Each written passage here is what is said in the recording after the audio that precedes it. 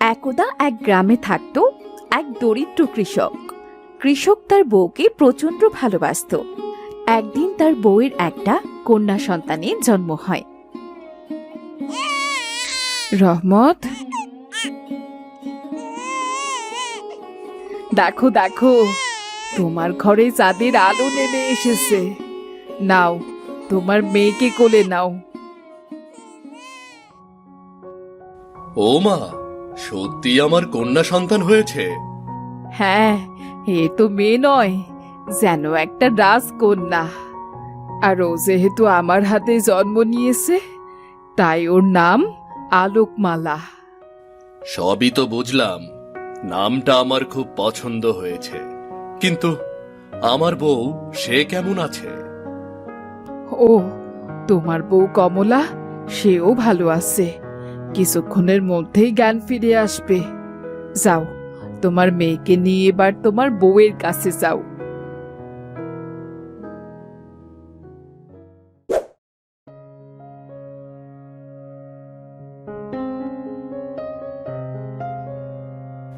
আজ তুমি আমার জীবনের শ্রেষ্ঠ উপহারটা দিয়েছ। আমার মেয়েকে আমার কাছে দিয়েছ তুমি। এই দেখো, আমাদের মেয়ে দেখতে কত সুন্দর। সত্যি গো, আমার ঘরে চাঁদের আলো নেমে এসেছে। তা আমার মেয়ের নাম কি রাখবে তুমি? আমাদের মেয়ের নাম হলো আলোকমালা। তোমার নামটা পছন্দ হয়েছে তো? আমার এই আলোকমালা ঘর সব সময় আলো করে রাখবে আমাদের। হ্যাঁ গো, নামটা আমার খুব পছন্দ হয়েছে। এভাবেই সুখে দুঃখে কেটে গেল একটি বছর। কিন্তু তাদের জীবনে সুখ চিরস্থায়ী হলো না। একদিন রহমত খেয়াল করলো তার মেয়ে চোখে দেখতে পায় না। আসলে আলোকমালা ছিল অন্ধ। আর এটা জানার পর থেকে তার বাবা মায়ের মনে কোনো সুখ ছিল না। জানি না ঈশ্বর আমাদের কোন পাপের শাস্তি দিচ্ছেন। আমাদের মেয়েটা কি করে অন্ধ হলো, সেটাই তো বুঝলাম না। এখন কি হবে আমাদের? এ অন্ধ মেয়ের ভবিষ্যৎ কি হবে? চলো না, ওকে আমরা একটা ভালো কবিরাজের কাছে নিয়ে যাই। কবিরাজ নিশ্চয়ই ওর চোখের কোনো চিকিৎসা করাতে পারবে। এটা তুমি সত্যি খুব ভালো কথা বলেছ। আমাদের মেয়ে আলোকমালাকে আমরা একটা কবিরাজের কাছে নিয়ে যাব।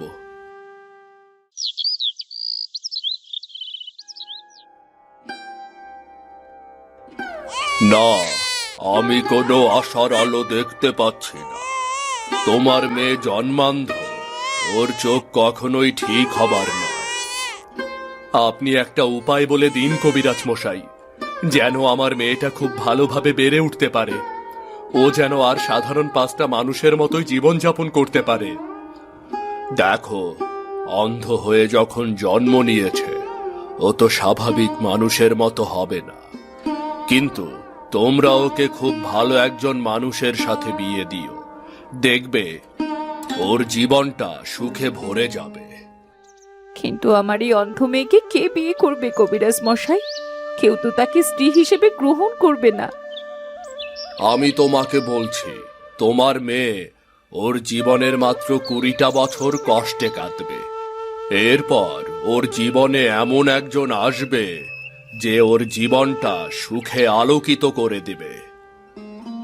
আপনি কি বলছেন কবিরাজ মশাই? এও কি সম্ভব? সবকিছুই সম্ভব, শুধু সৃষ্টিকর্তার উপর বিশ্বাস রাখো। যাও, এখন তোমরা বাড়ি চলে যাও।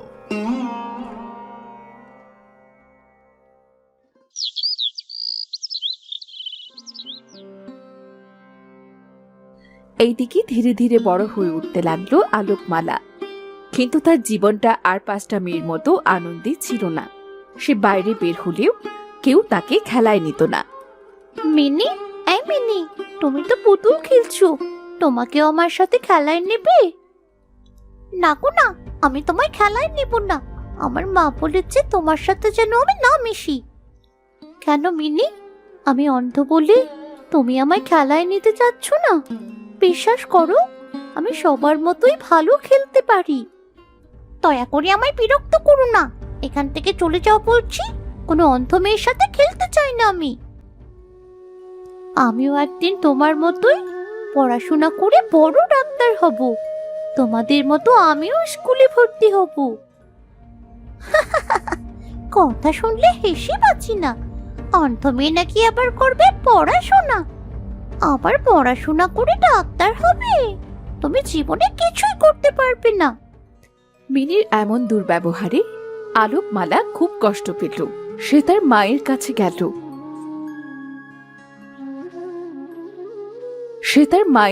গেল। কিরে মা, কোথায় গিয়েছিলি তুই?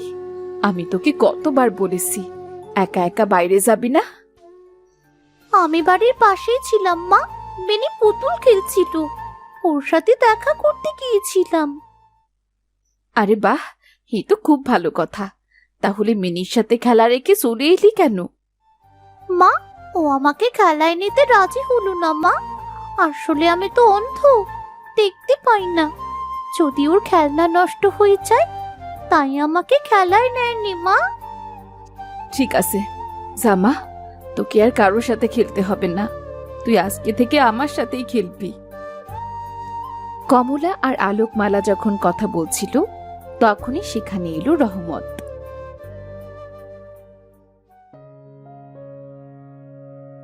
মা আর মেয়ে মিলে কি এত গল্প করছো? আমাকেও তোমাদের সাথে না। কই, গল্প করছিলাম না তো। আসলে আমাদের মেয়ে চোখে দেখতে পায় না, তাই অনেকেই ওকে অনেক কথা বলে। তাই বলছিলাম কি, আজ থেকে ও যেন আমার সাথেই খেলা করে। ওকে বাইরে যাওয়ার কোনো দরকার নেই। মা গো, তুমি দেখতে খুব সুন্দর। চোখে দেখতে না পেলেও তুমি আমাদের কাছে চোখের আলো। এখন যাও, একটু ঘরে যাও, আমি তোমার মার সাথে কথা বলবো। আলোকমালা ঘরের ভেতর চলে গেল। এদিকে রহমত খুব চিন্তিত হয়ে তার স্ত্রীকে বলতে লাগলো, মেয়েটাকে নিয়ে আর পারছি না। তুমি বরং ওকে দূরে কোথাও পাঠিয়ে দাও। তোমার বোনের কাছে থেকে ও পড়াশোনা করুক, এরপর ওকে বিয়ে দেওয়ার ব্যবস্থা করব। তুমি ঠিকই বলেছ। এই গ্রামে ওকে নানান রকম কথা শুনতে হয়। ও বরং আমার বোনের কাছে ওই জঙ্গলটাতেই থাক। ওই জায়গাতে কেউ ওকে কষ্ট দেবে না।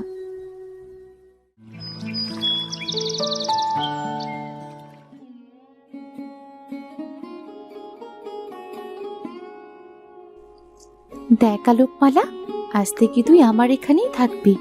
আমি তোকে রান্না বান্না সহ সংসারের সব কাজ শেখাবো, আর তুই আমাকে সকল কাজে সাহায্য করবি। কিন্তু খালা, আমি যে অন্ধ, দেখতে পাই না, তাহলে কাজ করব কি করে বলো তো? তুই তো সত্যি অনেক বোকা মেয়ে। তুই জানিস না, মানুষ চেষ্টা করলে সব কিছুই করতে পারে। এখন তোকে এইসব নিয়ে আর ভাবতে হবে না। আমি তোকে যেভাবে শেখাবো তুই সেভাবেই শিখবি, তাহলেই হবে। সেদিন থেকেই শুরু হলো আলোকমালার পরিশ্রম। চন্দ্রা আলোকমালাকে হাত ধরে সংসারের যাবতীয় কাজকর্ম শেখাতে লাগলো। একদিন চন্দ্রা আলোকমালাকে ডেকে বলল, সংসারের কাজ তো খুব ভালোই পারিস, রান্না বান্নাও করতে জানিস, কিন্তু এখন তোকে শিখতে হবে ফসল ফলানোর কাজ। আমি তো অন্ধ মানুষ, চোখে দেখতে পাই না, কি করে ধানের কাজ করব বলো তো? কিভাবে আবার?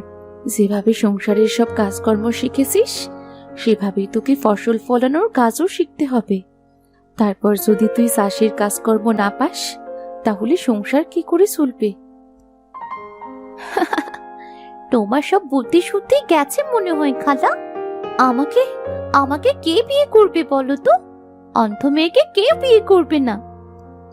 মেয়ে হয়ে যখন জন্ম নিয়েছিস, একদিন না একদিন তোর ঠিকই বিয়ে হবে। এইসব নিয়ে ভাবিস না তুই। ভালো করে চাষের কাজকর্ম শিখতে পারলে আমি তোকে তোর বাবা মায়ের কাছে দিয়ে আসবো এবার।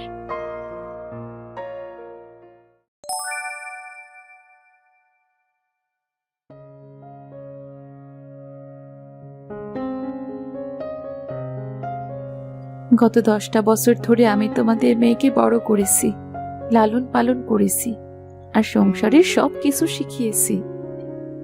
তোকে যে কি বলে ধন্যবাদ দেব, এর ভাষাই তো খুঁজে পাচ্ছি না। তুই যদি না থাকতিস, তবে যে আমরা কি করতাম। আমাকে ধন্যবাদ দেওয়ার দরকার নেই। তোমরা শুধু মেয়েটাকে একটা ভালো দেখে বিয়েটা দাও, ওর তো বিয়ের বয়স হয়েছে। সবকিছুই তো জানিস, এমন অন্ধ মেয়েকে কে বিয়ে করবে বলতো? জেনে শুনে কেউ আমার মেয়েকে বউ হিসেবে তো গ্রহণ করবে না। অন্ধ হলেও সবকিছুই জানে, সবকিছুই বোঝে, এবং ওকে দেখে অন্ধ এটা বোঝারও কোনো উপায় নেই। দরকার হলে লুকিয়ে বিয়ে দিতে হবে। না না, মিথ্যে বলে আমি বিয়ে করতে চাই না। এত বড় একটা সত্যি আমি কখনোই লুকাবো না।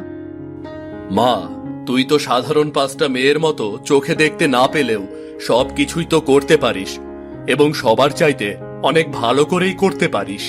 তাহলে বিয়েতে আপত্তি করিস না মা, আপত্তি করিস না। না বাবা না, এ কিছুতেই হতে পারে না। বিয়ে যদি করতেই হয়, আমি সবাইকে সবকিছু জানিয়ে তবেই বিয়ে করব। এরপর কয়েকদিন কেটে গেছে। আলোকমালা একদিন রাস্তা দিয়ে হাঁটছিল। এমন সময় গ্রামের মোড়ল তাকে ডেকে বলল, আরে বাহ, তুই তো আলোকমালা, রহমতের মেয়ে, তাই না? দেখতে তো খুব সুন্দরী রে। জি চাচা, আলোকমালা আমার নাম, আর আমার বাবার নাম রহমত। আরে বাবা, তুই আমাকে চাচা বলে ডাকছিস?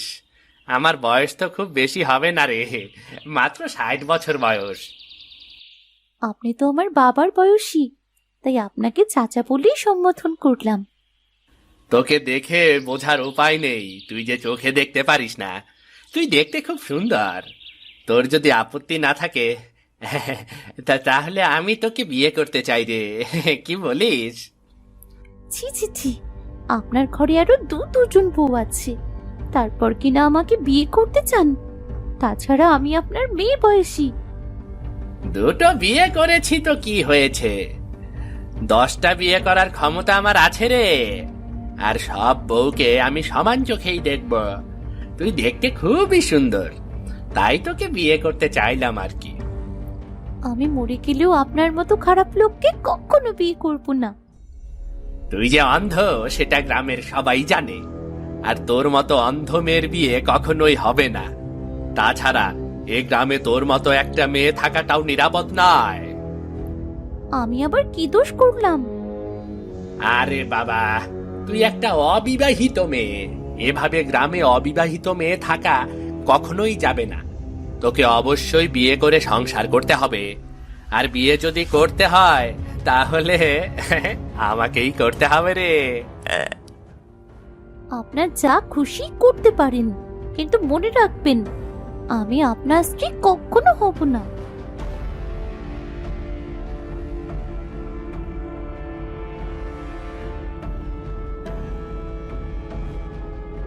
পরদিন মোড়ল উপস্থিত হলো রহমতের বাড়িতে। রহমত মিয়া, ও রহমত মিয়া, বাড়িতে আছো নাকি? গ্রামে কি শুরু করলে তুমি? আমরা তো সমাজে আর থাকতে পারি না, এই অনাচার আর চলতে দেওয়া যায় না, কিছুতেই না।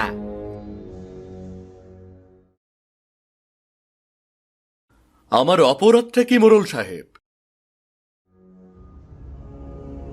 কোন অপরাধে আপনি আপনার মেয়ের বয়সী একটা মেয়েকে বিয়ে করতে যাচ্ছেন বলুন তো? আচ্ছা, তাহলে তোমার মেয়ে তোমাকে নিশ্চয়ই সবকিছু বলেছে, তাই না? আচ্ছা, একবার ভাবো তো, এই অন্ধ মেয়েকে কে বিয়ে করবে?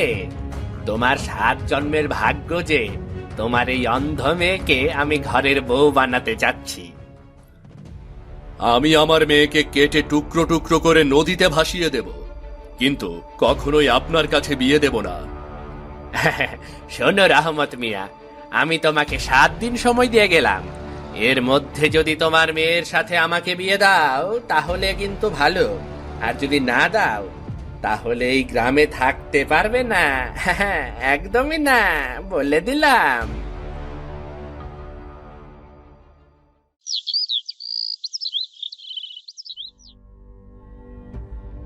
কিন্তু রহমত তার প্রস্তাবে কখনোই রাজি ছিল না, আর খুব দ্রুত সে তার মেয়ের বিয়ের পরিকল্পনা শুরু করলো। আমাদের হাতে আর সময় নেই, আর কোনো উপায়ও নেই। যে করেই হোক মেয়েটার এই অন্ধত্ব গোপন করে হলেও ওকে বিয়ে দিতে হবে। তোমাদের আমি আগেই বলেছি মা, আমি কখনোই এভাবে বিয়ে করতে চাই না। তোমার কথা অনেক শুনেছি, মনে রেখো যদি বিয়েতে রাজি না হও না, তাহলে তোমাকে এই গ্রাম থেকে চলে যেতে হবে। আমারও ঠিক একই মত। তোমার মা যখন এত করে বলছে, তুমি বিয়েতে রাজি হয়ে যাও, কেমন?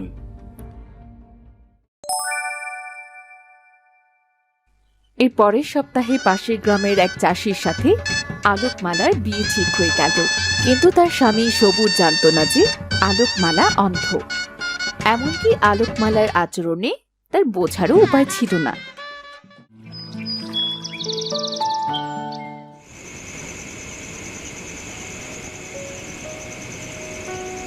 আমি কখনো ভাবতে পারিনি আমার স্ত্রী এতটা সুন্দর হবে।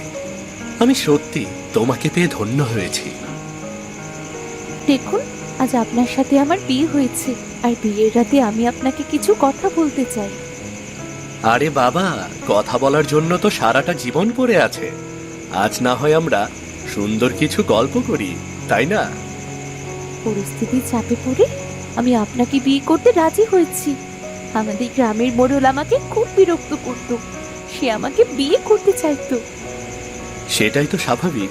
তোমার মতো সুন্দরী মেয়েকে যে কেউ স্ত্রী হিসেবে পেতে চাইবে। আপনি আমার আসল কথাটা শুনতেই তো চাচ্ছেন না। আমি আগে সত্যিটা তো বলিনি। সত্যি কথা? কিসের সত্যি কথা? না, তোমার মুখ থেকে এখন আমি কিছুই শুনতে চাই না। এখন ঘুমিয়ে পড়ো, তারপর আমরা কাল সকালে কথা বলবো, কেমন? আলোকমালা হাজারবার সত্যিটা বলতে চেয়েও বলতে পারল না।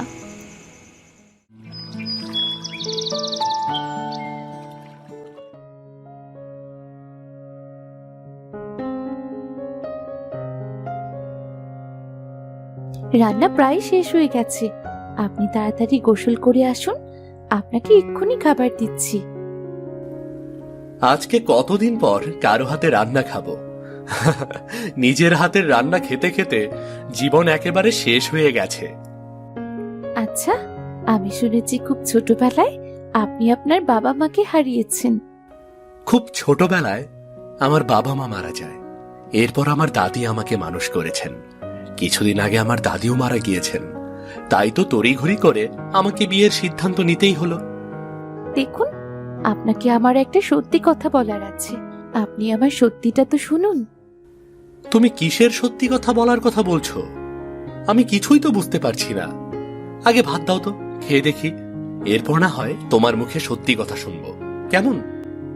ঠিক আছে, আপনি বরং ভাত খেয়ে নিন, তারপর না হয় আপনাকে সবটা বলবো।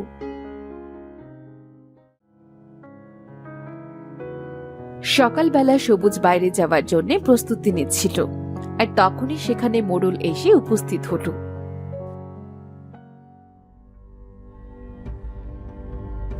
সবুর মিয়া, বাড়িতে আসো নাকি? একবার বের হও, তোমার সাথে জরুরি কিছু কথা আছে।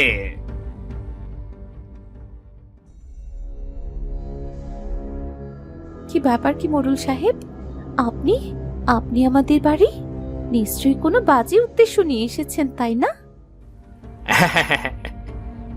তুমি কি ভেবেছ আমাকে ফাঁকি দিয়ে অন্য একজনকে বিয়ে করবে আর আমি তোমাকে ছেড়ে দেব? কখনোই না। আমিও দেখব তুমি কি করে সুখে শান্তিতে সংসার করো।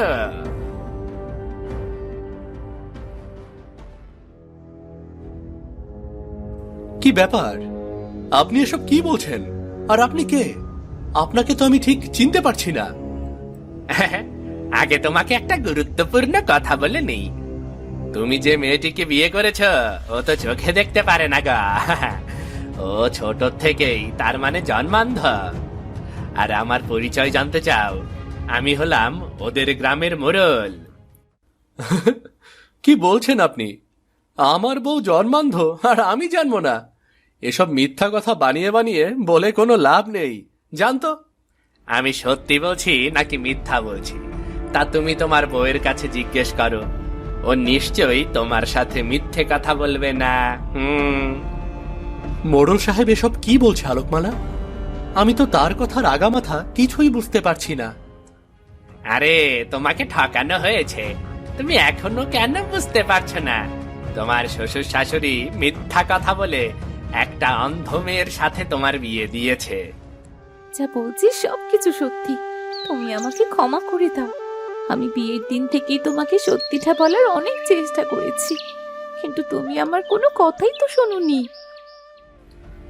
আমি তবে যাই, এবার দেখবো তোমার স্বামী তোমাকে কতদিন নিয়ে সংসার করে।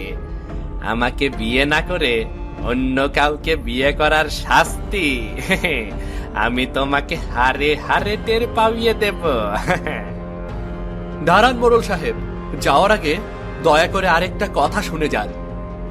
আমি জানি তুমি কি বলবে। নিশ্চয়ই এই মেয়েটার সাথে তুমি আর সংসার করতে চাও না, সেটাই তো বলবে নাকি? না না না না, আপনাকে আরেকটা জরুরি কথা বলবো। আপনি যাকে অন্ধ বলছেন তাকে আমি সত্যিই ভালোবাসি।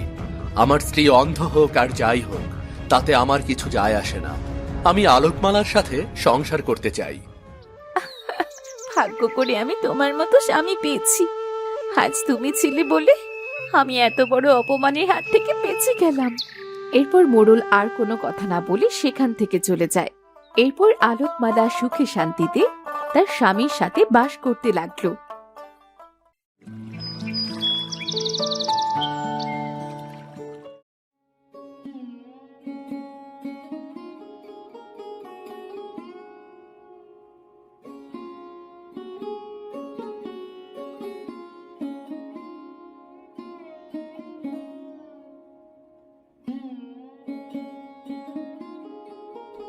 রাজু, সোহাগ, আজই ঠিক করো বিয়ে করবে কিনা।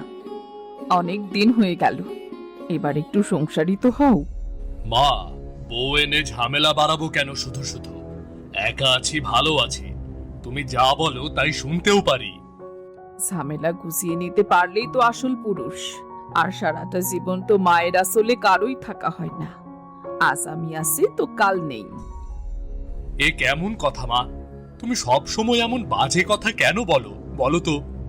আর বউ যদি নিয়েও আসো, তোমার জায়গা কি কেউ নিতে পারবে?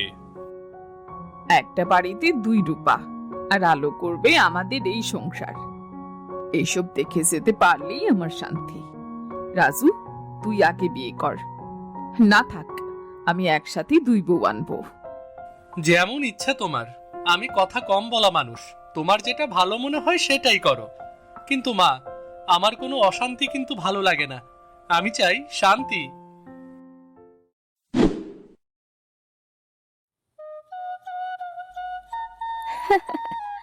দিদি, আপনার নাকের নখটা ভারী লাগছে না? আমার তো মনে হচ্ছে নাকটাই কেটে যাবে এখন। কই না তো, এই তো এমনই হবে, একটু ভারী তো লাগবেই। দেখি কে বেশি আদর পায়। আদর যে বেশি পাবে সেই জয়ী। মানুষের এসব কিছু আদরে কি আমাদের জীবন চলবে? আমাদের যোজন চলবে আমাদের কাজের মধ্যে দিয়ে।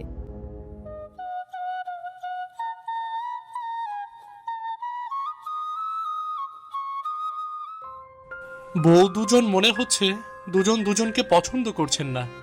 মা, তোমার কি মনে হয় এটা কেমন কথা? ঈর্ষা কেন থাকবে দুজনের মধ্যে? তুই কি করে বুঝলি যে দুজন দুজনকে পছন্দ করছে না? আমি তো সব ঠিকই দেখছি, তোদের এমন মনে হলো কেন? আমারও মনে হচ্ছে রাজু একদম ঠিক কথা বলছে। ওরা বারবার দেখছে তুমি কাকে কি বেশি দিয়েছো, কাকে কি কম দিয়েছো। এ কেমন কথা? ওরা এমন ঈর্ষাপরায়ণ কেন বলো তো? আমাদের বাড়িতে আমরা তিনজন ছিলাম এতদিন, এখন দুজন এসেছে। বাড়ি পুরোটা দেখে রাখবে। আর তোরা কিনা এখন কি সব বলছিস? ওরা ঈর্ষে করছে? থাক মা, ওসব ভেবো না। আমি দেখছি কি করা যায়। হয়তো ওরা আজ এই বাড়িতে প্রথম, তাই একটু বুঝতে পারছে না কি করবে। হতে পারে আমরা হয়তো ওদের ভুল বুঝছি, কিন্তু এমন যেন না হয়। আমরা যেটা ভাবছি সেটাই যেন ঠিক হয়, না হলে আর অশান্তির শেষ থাকবে না। তাই যেন হয়। আমার ঘরে যেন সব সময় শান্তি থাকে, কখনোই অশান্তি ঢুকতে না পারে।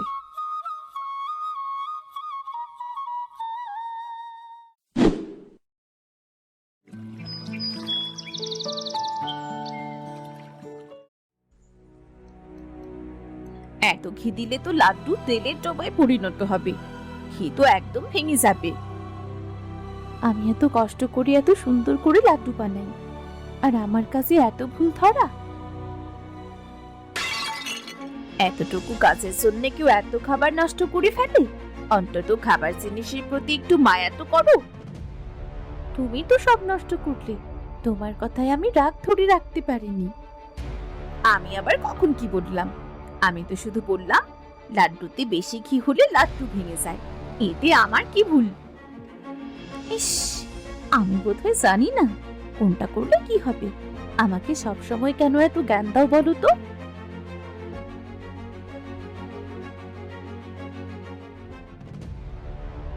তোমাদের দুই বউকে যে একসাথে নিয়ে আসার কারণ জানো, তোমরা মিলেমিশে আমাদের বাড়ি মাথায় করে সবাইকে সুখে রাখতে পারো।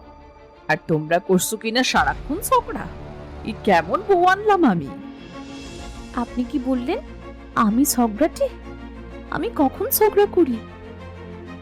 আপনি আমাকে বললেন যে আমি সারাক্ষণ ঝগড়া করি। আমি তো সবসময় মিলেমিশেই থাকতে চাই। তোমাদের যা খুশি তাই করো, কিন্তু আমার আর কিচ্ছু ভাল লাগে না। জেনে শুনে নিজ ঘরে বিপদ ডেকে আনলাম।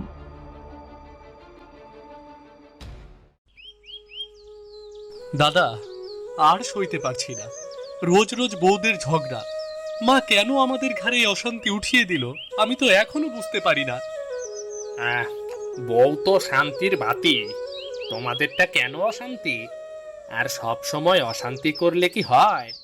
সবার জীবনে কম বেশি অশান্তি থাকে, কিন্তু সেটা তো মাঝে সাঝে। এর থেকে জঙ্গলে চলে যাই। প্রতিদিন এই অশান্তি আমারও আর ভাল লাগছে না। জঙ্গলে গেলে কি সব সমস্যার সমাধান হয়ে যাবে? আমাদের বউদের ঝগড়া শেষ হয়ে যাবে? এতে করে ঝামেলা তো আরো বেড়ে যাবে। তাহলে আমরা কি করব? কি করলে আমরা এই অশান্তি থেকে মুক্ত পাব? অন্য মানুষের ঘরেও বউ আছে, তারাও সংসার করে, সবার ঘরে কি এই অশান্তি? তাহলে তোমরা কি বলতে চাও? সবার ঘরে শান্তি, আর শুধু তোমাদের ঘরেই অশান্তি, কারণ তোমাদের বউয়েরা সারাদিন ঝগড়া করে। অনেকটা সেরকমই ধরে নাও। আমরা তো ঘরে গিয়ে কথাও বলি না, শুধু শুধু যদি আরো অশান্তি বাড়ে। জঙ্গলের শেয়ালেরাও কেমন সারাদিন ঝগড়া করে, চিৎকার চেঁচামেচি করে বলতো? শেয়ালেরা বরং শান্ত, এত ঝামেলা পছন্দ করে না, বুদ্ধি দিয়ে নিজের কার্য হাসিল করে। আচ্ছা, আমাদের বউরা কি পারে না তাদের নিজেদের ঝামেলাগুলো চিৎকার চেঁচামেচি না করে বুদ্ধি দিয়ে সমাধান করতে? হয়তো তারা নিজেরাই চায় না এর সমাধান। তারা নিজেরা নিজেদের সব থেকে ভালো প্রমাণ করার জন্য সব সময় ব্যস্ত থাকে। কিভাবে একজন আরেকজনকে ছোট করা যায় এটা নিয়ে তারা সারাক্ষণ ব্যস্ত থাকে। তাহলে মনে হয় তোরা জঙ্গলে গিয়েই শান্তি পাবি রে। এর চেয়ে ভালো উপায় আর আমি দেখছি না। অনেকক্ষণ তো ভাবলাম।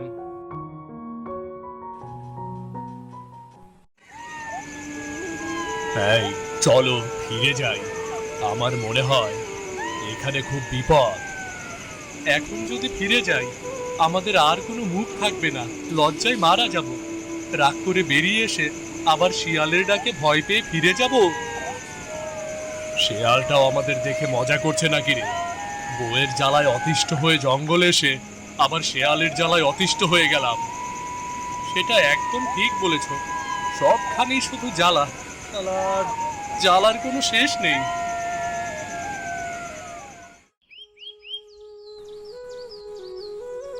তোমাদের অহংকারে আমার ছেলেরা চলে গেছে। এখন খুঁজে আনো তোমাদের এই প্রতিদিনের অশান্তি। আমার ছেলেরা আর সহ্য করতে পারেনি।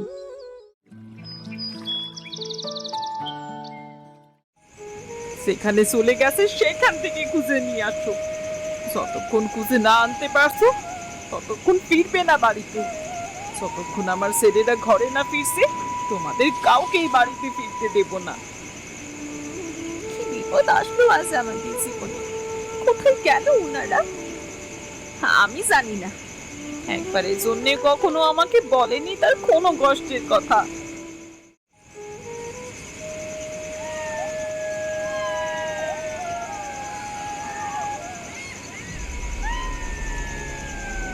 ওইটা কি? কে আমার পিছু নিচ্ছে? ওই শিয়ালটা তো আমার দিকেই আসছে। বাঁচাও! আমি এখন কি করব?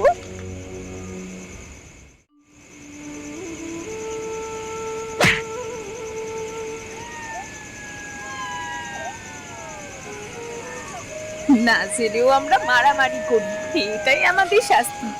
চলো এবার থেকে এক হয়ে খুশি। আমারও আর এসব ভাল লাগে না। এখন থেকে দুজন মিলেমিশে থাকবো। এমন অশান্তি করলে উল্টো অশান্তি বাড়বে। হ্যাঁ, আমরা দুজন তো একই বাড়ির বউ। দুজনে মিলেমিশে না থাকলে নিজেদেরই কষ্ট বাড়বে। এখন থেকে আর ঝগড়া করবো না, এখন থেকে মিলেমিশে থাকবো। চলো এবার একসাথে হয়ে স্বামীদের খুশি বের করি। আর যেন কিছুই ভাল লাগছে না, এবার খুব ক্লান্ত লাগছে।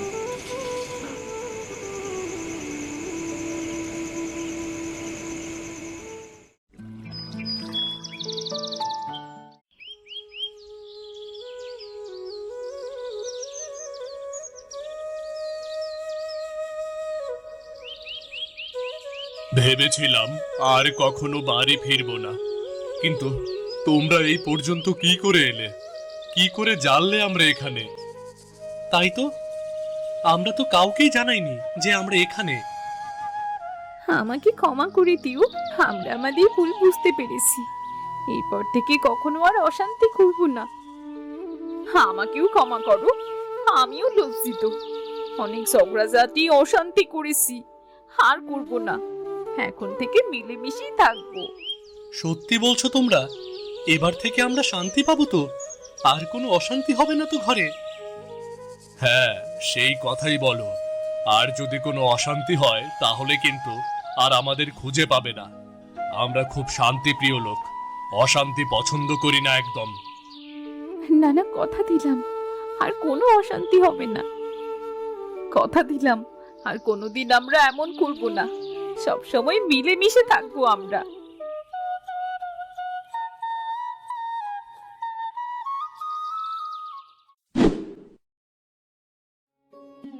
এইবার থেকে আমার দুই বউ ঘরে সব সময় শান্তিতে থাকার প্রতিজ্ঞা করেছে। আমার ঘরে এবার থেকে সব সময় শান্তি আসবে। মা, আপনি আর চিন্তা করবেন না, এবার থেকে আমাদের বাড়িতে আর কোনো অশান্তি থাকবে না। হ্যাঁ, আমরা আর কোনো অশান্তি আসতে দিব না। সব অশান্তি আমরা সেদিনই জঙ্গলে রেখে এসেছি। হ্যাঁ সত্যি, সব অশান্তি আমরা জঙ্গলেই রেখে এসেছি। আচ্ছা, সেই রাতে একটা শেয়াল আমাদের পিছু নিয়েছিল। গত রাতেই দেখলাম একটা শেয়াল এইদিকে, আর সেই শিয়ালটা অনেকটা সেই দিনের শিয়ালের মতোই দেখতে ছিল। কি বলছো কি এসব? শিয়াল যদি পিছু নেয়, এটা তো খুব খারাপ কথা। শিয়াল পিছু নিলে মোটেও সহজে ছাড়ে না। তোমরা আমাকে আর কোনো অশান্তির কথা শোনাবে না। অশান্তির কথা শুনলেই আমার মনে হয় এই বুঝি আমি মরেই যাব। একে অলক্ষণে কথা মা, এসব বলবেন না। যা হয় আমরা দুই বউ মিলেই দেখে রাখবো সেটা। যাক, বাঁচা গেল। এই প্রথম তোমাদের কাছ থেকে কোনো ভরসার কথা শুনতে পেয়ে আমার সত্যিই খুব শান্তি লাগছে। মা, আপনি গিয়ে বিশ্রাম করুন, এদিকে আমরা সব কাজ করে রাখছি। আপনার কিছু প্রয়োজন হলে জানাবেন আমাকে।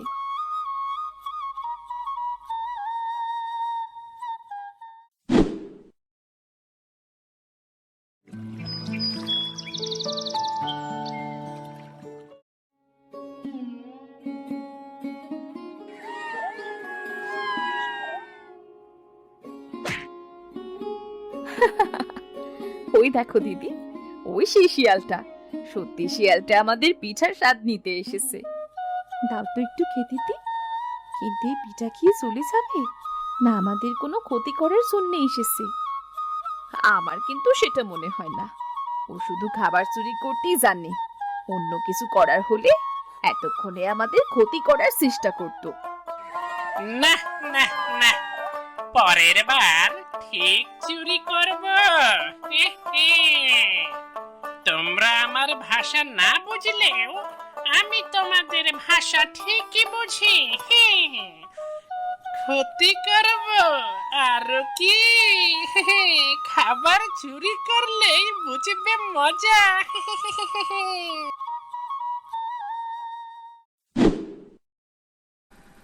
ঝগড়া হলো অন্ধকার, মিলন হলো আলো। সবাই একসাথে মিলেমিশে থাকার মধ্যেও আনন্দ ও শান্তি আছে। ঠিকই বলেছেন, মিলেমিশে থাকার মতো শান্তি আর কিছুতেই নেই। যে ঘরের বউয়েরা মিল্লা থাকে সেই ঘরে লক্ষ্মী ঠাঁই নেয়, সেই ঘরে আর কোনো অশান্তি প্রবেশ করতে পারে না। আর যেই ঘরে বউগর মিল নাই সেই ঘরে শয়তানের প্রয়োজন হয় না, এমনিতেই অশান্তি হয়। আমরা আর কখনো ঝগড়া করব না। আমাদের ঝগড়া আর অশান্তির কথা এই গ্রামের সকলেই জানে, সেইটা আমরা বুঝতে পারিনি। জানতো না কেউ। যদি তোমাদের স্বামীরা জঙ্গলে না যেত, হয়তো কোনোদিন এ কথা কেউ জানতো না। কিন্তু কারো ঘরে অশান্তি থাকলে তার চেহারা দেখে অনেকটাই বুঝতে পারা যায়। আর যাদের ঘরে শান্তি থাকে তাদের ঘরে টাকা পয়সা না থাকলেও এক ধরনের শান্তি থাকে, বুঝলে? হ্যাঁ, আপনি একদম ঠিক বলেছেন। আমরা সবসময় এক হয়ে থাকবো। আমরা এই কদিনে বুঝতে পেরেছি এক হয়ে থাকার মধ্যে শান্তি রয়েছে, যেটা অন্য কিছুতে নেই। এখন আমার আর কোনো কিছুতেই চিন্তা নেই। আমার বৌমারাই আমার ঘরের লক্ষ্মী হয়ে শান্তি নিয়ে এসেছে।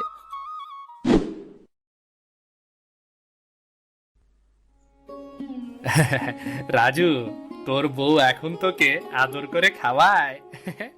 আগে তো রাগ উঠলে লাড্ডু ছুঁড়ে মারতো রে। চুপ করো মিতা, সে আমার দিকে লাড্ডু ছুটতো না, রাগে লাড্ডু ছুঁড়ে মারতো। আমার মাধবী এখন গান গেয়ে ডাকে। এখন সারাদিন পরে ঘরে গিয়ে আর অশান্তি লাগে না, বরং শান্তি লাগে। বউ শান্ত হলে জীবনটা মিষ্টি, না হলে করলার চেয়েও কড়া। এবার তোদের জীবনে সত্যি শান্তি এসেছে।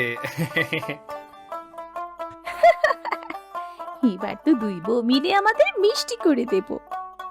আর কোনো চিন্তা নেই, তোমাদের জঙ্গলে যাওয়াটাই তোমাদের জন্য আশীর্বাদ হয়ে উঠলো। হ্যাঁ, সেটা ঠিক বলেছ। জঙ্গলে না গেলে হয়তো আমাদের বউরা নিজেদের ভুল বুঝতেই পারতো না, আর কোনোদিন নিজেদের শুধরাতেও পারতো না। হ্যাঁ, সেটা অবশ্য ঠিক। আমাদের সেদিন রাগ করে চলে যাওয়াটা অনেকটা ভালো সিদ্ধান্ত ছিল। অনেক সময় আমাদের রাগ আমাদের জন্য অনেক ভালো কিছু নিয়ে আসে, যেটা তোমাদের ক্ষেত্রে হয়েছে।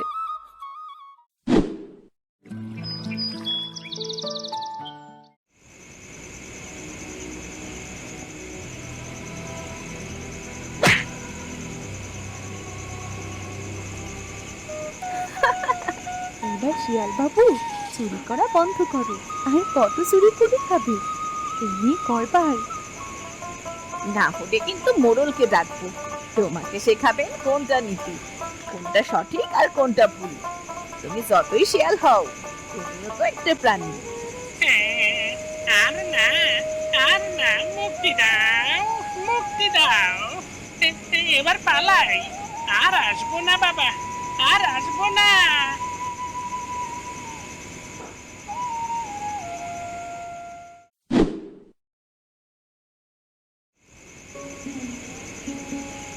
এই তো আমার এতদিনের স্বপ্ন ছিল, আজকে তাহলে সত্যি আমার স্বপ্ন পূরণের দিন। আজ আমার সংসার পূর্ণ হলো। আমাদের সবার মাঝে সবার ভুল বুঝাবুঝির অবসান ঘটলো। এবার থেকে আর কখনো আমাদের জীবনে কোনো অশান্তি আসতে পারবে না। এমনি কইরাই নিজের সংসারের শান্তি নিজেরা বজায় রাখো, কেমন? তোমরা যদি সুখে থাকো, ভালো থাকো, তাইলে তোমরা গ্রামে সবার কাছে এক অনন্য উদাহরণ হয়ে থাকবা, বুঝলা? আমরা আমাদের সংসারে শান্তির জন্য সব ঈর্ষা বিদ্বেষ ভুলে এক হয়ে নিজেদের শান্তি বৃদ্ধি করেছি। শান্তি হলো জীবনের মূল ধর্ম। বোকা হো! আমি এবার শিয়াল নাচ দেখাবো। আমি আর কখনো চুরি করব না। তোমাদের সংসারে অশান্তি আসুক, এমন কাজ আমিও কখনো করব না। মা, আজ তোমার স্বপ্ন পূরণ হলো। এখন থেকে আর কখনো কোনোদিন আর বাজে কোনো চিন্তা করো না, কেমন? এখন থেকে তুমি শুধু তোমার ইচ্ছাগুলো তোমার বউদের আর ছেলেদের জানাবে। এরপরে সবটা দেখার দায়িত্ব আমাদের, বুঝলে? একদম ঠিক মা, তুমি শুধু আমাদের বলবে তোমার এটা করতে ইচ্ছে করে, এটা খেতে ইচ্ছে করে, তুমি শুধু আমাদের নির্দেশ করবে, তাছাড়া আর তোমার কোনো কাজ নেই, বুঝলে? আজ আমরা পরিপূর্ণ। আমি যেভাবে তোমাদের বিয়ের আগে স্বপ্ন দেখেছি, আজ ঠিক সেসবই হলো। তোমরা আর কোনোদিন একে অপরের পেছনে লেগো না, ঈর্ষা করো না, সবসময় মিলে মিশে থেকো। তাহলে আমাদের সংসারটা সারা জীবন এভাবেই হাসি খুশিতেই ভরে থাকবে। মা, আপনি আর কোনো চিন্তা করবেন না। চলুন আজ আমরা সবাই মিলে একসাথে পুকুরে গোসল করব। হ্যাঁ, অনেকদিন ধরেই চাচ্ছিলাম সবাই মিলে পুকুরে গোসল করব। তাই আজ এই খুশির দিনে আমরা সবাই মিলে একসাথে সেখানে যাই।